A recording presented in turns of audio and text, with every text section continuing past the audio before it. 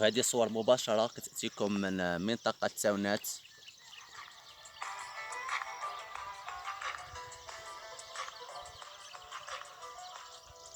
مرحبا بكم في قناتنا عادل بكار.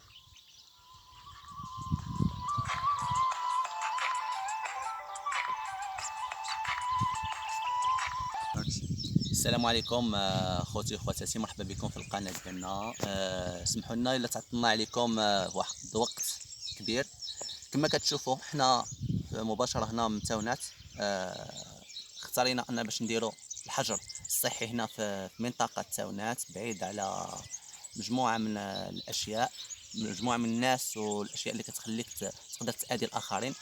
باختصار ما نطولش عليكم، معنا ضيف جديد كما كتشوفوا معنا هنا، اللي يقدر يسول بزاف ديال الاسئله اللي باغي تجاوب عليها. مرحبا بك عبد النور، مرحبا بك معنا. الله يبارك فيك اخ عادل، هذا شرف لي انني نشارك معك القناه ديالك شكرا. اللي هي دائما كتفيدنا بالنصائح وكتعطينا واحد الارشادات اللي كتخلينا نواكبوا الحياه ديالنا بحياه ان شاء الله بكل حاويه. ان شاء الله حنا هنا غادي نحاولوا بزاف نهضروا على الاسئله اللي عندك. قلتي لي بلي عندك شي اسئله باغي تجاوب عليها باش يعرفوها المشاهدين ديال القناه ديالنا. ان شاء الله باذن الله. عندي عده اسئله ولكن باختصار باش ما نزيدوش نكونوا ثقال على المشاهدين.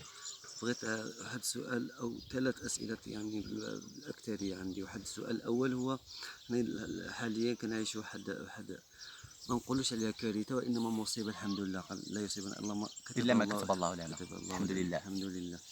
والمؤمن يؤجر على اي مصيبه كتوقع عليه او لاي حاجه يبقى مؤجر عليها. ولا زلنا هنا نستحضر الحديث النبوي. عندما دخل النبي صلى الله عليه وسلم على عائشه، قال لها بان اي مسلم قد يجزى على اي الشوكه الا قاست في المسلم راه يقدر يتجازى عليها وياخذ عليها اجر كبير. نعم اتم.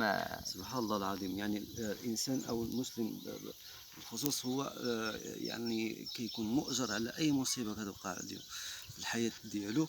وهذا الشيء هذا يعني حنا كنعيشوا دابا في كورونا، خلينا في الموضوع ديال كورونا. يعني الانسان كيتخوف بزاف، عنده واحد التخوفات اللي كتخليه دائما يكون منكسر، وتخليه دائما كيكون عايش واحد الرعب، وهو بعيد عن الله عز وجل. يعني كنصحو باش يقرب من الله عز وجل ويتقي الله ويتوضا ويكون عنده واحد الانضباط في الحجر الصحي. يعني الحجر الصحي هو سنه نبويه. نعم. يعني لو رجعنا للاحاديث ديال قديمه ديال اكثر من قرون 15 قرن في عهد الرسول صلى الله عليه وسلم كنضرب الشام. ويعني كاين واحد السؤال، نرجع للسؤال ديال الاخ عادل.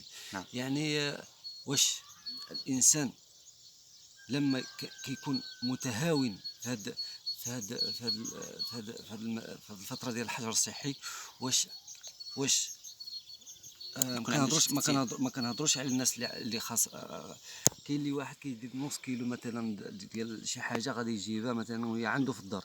مثلا ضمن مثال مثلا خضره ولا شي حاجه كيبغي يجيب نص كيلو. علاش كيدير غير السباب باش يجيب ديك المسائل؟ واش هذا واش عنده اثم او لا اجر؟ يعني ما بغيتش نعرف. لا يمكن الانسان ان يكون له اجر وهو يؤذي الاخر. اولا نبغي نشير لواحد النقطه. كاين القدر وكاين الوقايه، وبين هذين الكلمتين قاسم مشترك. ملي كنقولوا القدر يعني الله سبحانه وتعالى مقدر عليك واحد الحاجه. الواحد ما خصوش يخاف من كورونا، ماشي كورونا هي اللي كتقتل وكدير. الواحد خصو حنا حتى لو انك خصك تفهم بهذا المفهوم هذا. حتى لو انك صابيتي بهذا المرض ديال كورونا راك تقدر كاع تمشي للوفاه، تقدر تمشي شاهد ياك. خصنا ناخذوها بهذا المفهوم هذا. سبحان الله العظيم. وخصنا عاوتاني نمشيو لواحد الكلمه ديال الوقايه، هي ان عاوتاني تقدر تحميك وتحمي الاخرين. الا انني مثلا ما خفتش من كورونا كنقوي المناعه ديالي، كنبقى ديما غادي مزيان غادي هذا.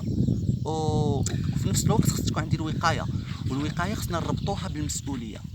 الا كنت انا مسؤول زعما كما قلتي هذه النقطه هذه، بنادم كيمشي يتقضى واحد الحاجه وهي عنده مثلا كيدير بها السبه ولا شي حاجه، فهذه المسؤوليه اللي ما عندكش انت. راك ملي كتخرج راك كتقدر تاذي نفسك